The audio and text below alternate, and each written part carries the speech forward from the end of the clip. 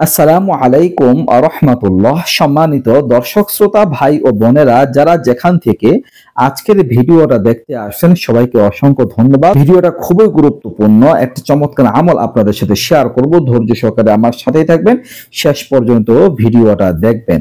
বন্ধুরা, আমরা অনেকেই বিভিন্ন মানুষের ক্ষতির আশঙ্কা করি বা বিভিন্ন প্রাণীর পক্ষ থেকে ক্ষতির আশঙ্কা করতে পারি।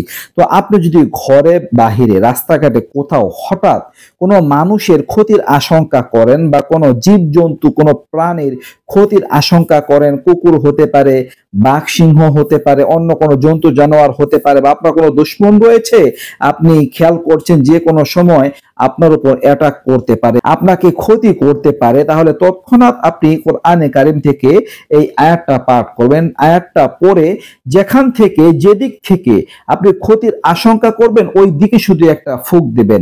যদি আপনার ক্ষতিকারক জন্তুটা যদি সামনে থাকে সামনের দিকে একটা ফুঁক দিবেন, যদি পিছনে থাকে পিছনের দিকে একটা ফুঁক দিবেন, ডানে যদি থাকে ডানে একটা ফুঁক দিবেন, বায়ে যদি থাকে বায়ে একটা ফুঁক দিবেন।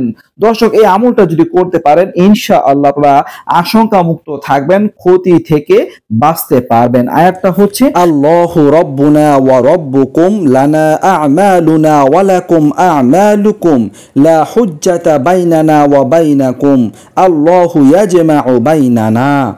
আল্লাহু রাব্বুনা ওয়া রাব্বুকুম লানা আ'মালুনা ওয়া লাকুম আ'মালুকুম লা হুজ্জাতা বাইনানা ওয়া বাইনাকুম আল্লাহু ইয়াজমাউ বাইনানা।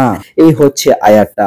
বন্ধুরা, যদি আপনারা একবার পাঠ করে শত্রু যেদিকে থাকবে সেই দিকে মুখ করে ফুঁক দিতে পারেন ইনশাআল্লাহ আপনারা অনিষ্টতা থেকে, ক্ষয়ক্ষতি থেকে বেঁচে যাবেন 100%। এই ছিল আলোচনা। নিত্য নতুন আরো ভিডিও পেতে সবাই পাশে থাকবেন। এই পর্যন্তই। আসসালামু আলাইকুম ওয়া রাহমাতুল্লাহ।